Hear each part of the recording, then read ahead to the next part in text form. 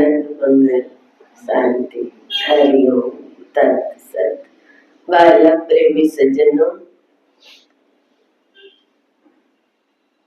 સત્સંગ વિના કબૂ ન કલ્યાણ હોય, કરો ને નર નારી કોઈ સત્સંગ।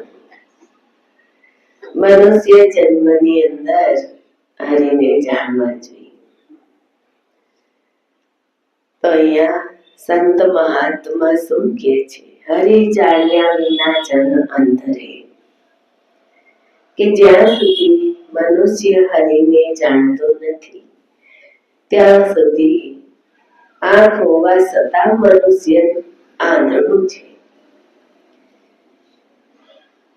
ચાર ખાંડ લખ 84 ફરે છે, ચાર ખાંડ લખ 84 ફરે છે, બોલ્યો ભુવન પોતાનું ભાઈ રે। કે મનુષ્ય દેહમાં આવ્યો, માનવ અવતાર થયેલો, પણ પોતે પોતાનું ભુવન ભૂલી ગયો। પોતાની ખરી વાસ્તવિકતા શું છે? પોતાનું ખરું સ્વરૂપ શું છે? પોતે પોતાને જીવ જ માનતો રહ્યો। હું તો અધમ જીવ જ છું, દેહરૂપ થયો, પણ પોતાના આત્મ સ્વરૂપ થયો નહીં। એટલે અહીંયા મહાત્મા કે છે કે મૂલ્યો ભુવન પોતાનું ભાઈ રે, હરિ હીરો હાથથી દીધો ગુમાય રે। હરિ એટલે ભવ દુઃખ હરણ જીવાત્મા માટે, ઓમકાર એટલે રક્ષાનો ભાર ઉઠાવનાર। છતાં પણ મનુષ્ય જન્મતા વેદ બહિર્મુખ થાય અને હરિરૂપી હીરાને ગુમાવી દે છે। આંખો આગળ પ્રગટ નહીં દેખે, જેમ અર્ક ઉલકને લેખે રે, જેમ અર્ક ઉલકને લેખે રે, ધન દાટ્યું રહ્યું ઘણું ઘરમાય રે, તે જાણ્યા વિના દળદળ ન જાય રે। કે પોતાની અંદર આત્મધન છે, એ આત્મધનને હરિરૂપી હીરાને જાણતો નથી, એટલે દુઃખમય દરિદ્રતા આગી જતી નથી। અને ભવો 84 લાખ યોનિમાં જીવાત્મા ભટકતો રહે છે, ઉત્તમ અધમ દેહો ધારણ કરતો રહે છે, પણ હરિરૂપે થઈ શકતું નથી। એમ આત્મા અખંડ ન ભાસે રે। સુંદર આપણા સાખ્ય શાસ્ત્રની અંદર, ભગવદ ગીતા ગ્રંથની અંદર, જે આપણું સતશાસ્ત્ર હિન્દુ ધર્મનું, હરેક ઘરમાં એનું પઠન હોવું જરૂરી છે। નાના મોટા એ બધાએ પઠન રાખવું જોઈએ। સાચા સંતો દ્વારા, અનુભવી સંતો દ્વારા, બ્રહ્મનિષ્ઠ બ્રહ્મસૂત્રીય એવા અનુભવી મહાત્માઓ એના દ્વારા તેને સમજવું જોઈએ। એમાં આત્મા અખંડ ભાસે રે, કે સાંખ્યમાં પણ આત્મા વિશે ગુરુ શિષ્ય વચ્ચે વાત થઈ કે શરીર મરવા છતાંય આત્મા મરતું નથી, પણ આત્મા છે શું? તે કોણ છે? તે ક્યાં છે? જીવાત્માનું તેમાં ઠેરાવવું કઈ રીતે? આત્મ સ્થિતિને યોગ સ્થિતિ તરીકે ઓળખવામાં આવે છે। એટલે ભગવાને કીધું કે હે અર્જુન, તું યોગયુક્ત થા। અર્જુન એવો શબ્દ બોલે છે, મનુષ્ય અજ્ઞાની વાંચે છે, તેને એમ થાય કે ભૂતકાળના અર્જુનની વાત છે। ના, વર્તમાન કાળના મનને સમજાવે છે મહાત્મા શબ્દ રૂપે કે હે મન, તું યોગયુક્ત થા। કોઈ બીજાને નહીં, આપણને જ કહે છે, પણ છતાંય અજ્ઞાની જીવ પઠન કરતો હોય તો એને એમ થાય કે ભૂતકાળના અર્જુનની વાત છે। ભૂતકાળના અર્જુનની નહીં, વર્તમાન કાળનું જે મન મારું અર્જુન, આત્મા મારું પરમ બ્રહ્મ।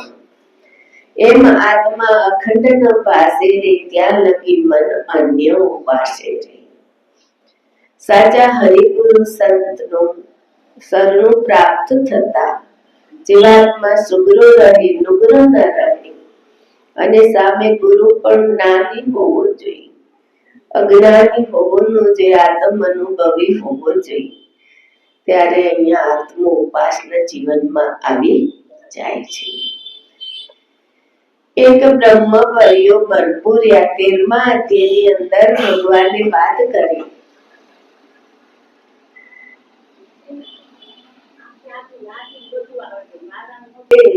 ત્યાં લગી મન અન્ય ઉપાસે. મનુષ્ય જન્મે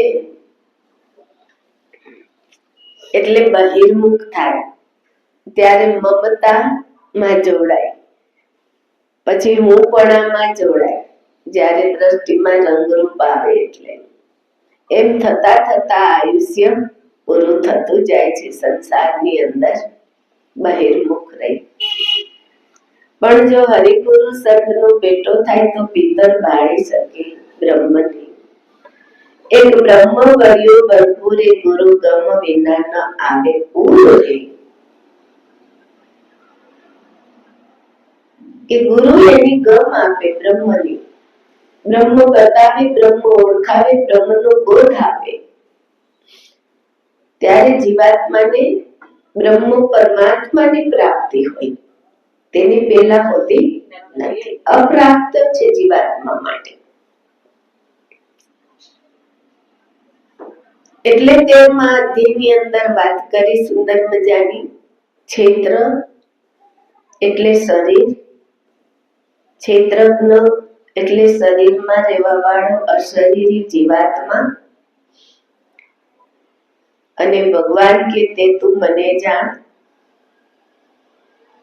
એટલે ભગવાન કેવા બન્યા? જળ બન્યા, ચૈતન્ય નિર્જીવ બન્યા કે સજીવ?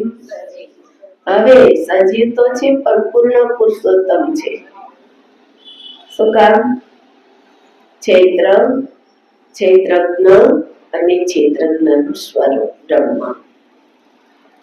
બ્રહ્મ અનાદિ પર બ્રહ્મ એટલે ભગવાન કેવા થયા? પરબ્રહ્મ.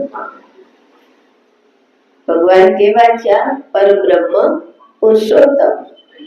સગુણ સ્વરૂપે બોધ થયો, નિર્ગુણ સ્વરૂપે બોધ હોતો નથી. નિર્ગુણ તો વ્યાપક છે આત્મા, અગ્નિ વ્યાપક કઈ કામનો હોતો નથી.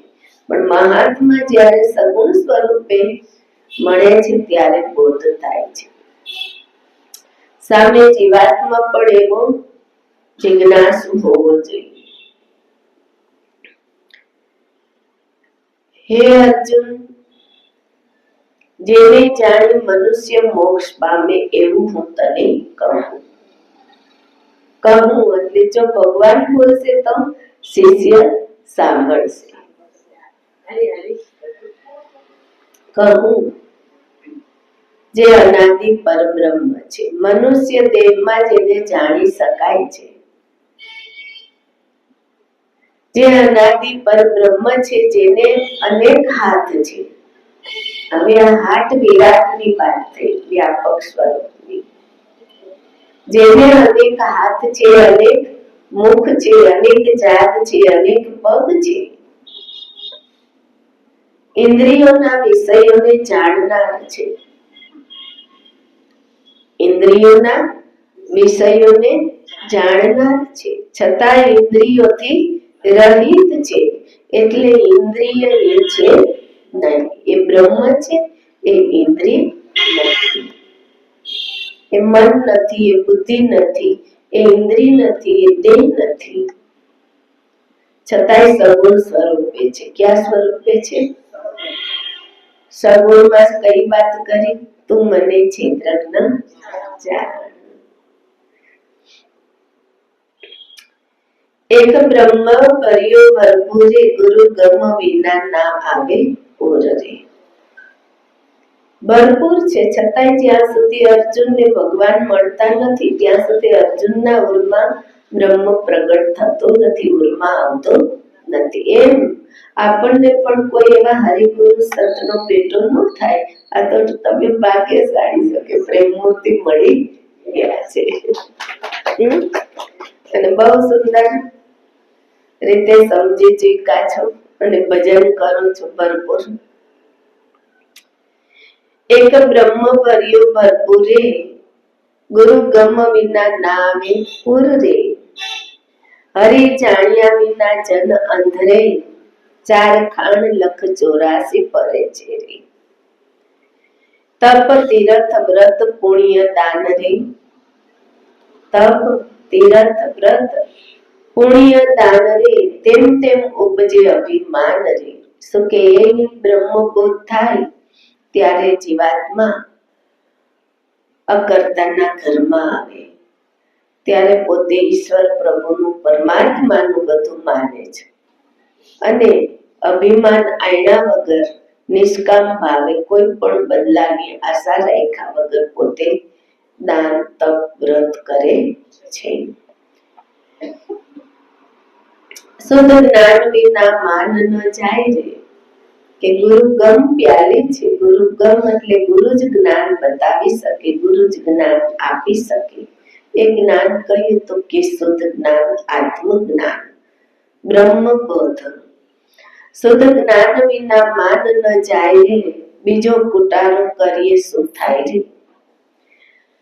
સત્સંગ વિના રંગ ન લાગે રે, કે સદગુરુ સંતોનો સંગ લાગે તો રંગ લાગે ભક્તિનો. તો જ્ઞાન એ બતાવે તો જીવાત્મા જાગે અંતરમાં, તો એને સમજણમાં આવે કે મારું આ મનુષ્ય જન્મ છે એ નિર્થક ન જાય, સાર્થક બને.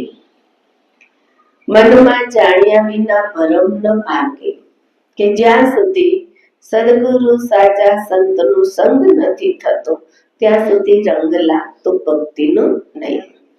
અને મનમાં જાણ્યા વિના, કે જ્યાં સુધી સદગુરુ સંતો આત્મજ્ઞાન બતાવે, બ્રહ્મબોધ ઉપદેશ આપે, છતાં મન ગ્રહણ ન કરે તો એને રંગ લાગતો નથી.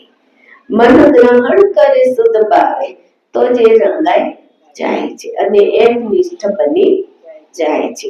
પ્રભુ પ્રીતમ પૂરણ પોતે રે. શું કહે છે કે પ્રભુ પ્રીતમનો પૂરણ પોતે રે, નહીં અવર બીજું કોઈ જોતે રે. કે જે પ્રભુને સંત મહાત્માઓ મળી ગયા એના માટે અન્ય કોઈ દેવી દેવતા હોતા નથી. પ્રભુ પરમાત્મા એક જ હોય છે. શ્રી સત્ય ગુરુ પ્રેમ મૂર્તિ મહારાજ જય જય. સત્ય ગુરુ પ્રેમ સ્વરૂપ ભગવાનની જય. શ્રી કૃષ્ણ ભગવાનની જય. શ્રી નિરાંત મહારાજની જય. શ્રી રણછોડરામ મહારાજની જય. સર્વે હરિ ગુરુ સંતન કી જય. સનાતન ધર્મની જય. હરિ તત્સત.